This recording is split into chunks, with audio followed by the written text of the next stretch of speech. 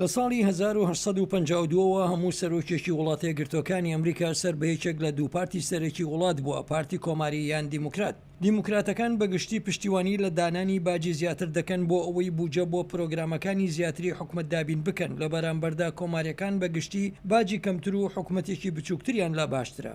هەردوو پارتەکە دەخوازن تا ڕادەیەک ڕوانگەی سیاسی میاندڕە و پیشان بدەن. بەڵام جگە لەو دوو پارتە چەند پارتێکی دیکەی بچووک هەن، وەک لیبرالی و دەستور و سۆسیالیستەکان و پارتی سەوز، یان دەکرێت سربەخۆ بیت و سەر بە هیچ پارتێک نەبیت. پارتی سێم هێندە گەورە نین، بەڵام دەتوانن کاریگەری مەزنیان لەسەر هەڵبژاردنەکانی سەرۆکایەتی هەبێت بە دەنگ نەدانیان بە کاندیدانی ئەو دوو پارتە سەرەکیە کە لە هەندێک ساڵدا دەبێتە فاکتەری یەکلاکەرەوە لە پێشبڕکێ بۆ سەرۆکایەتی.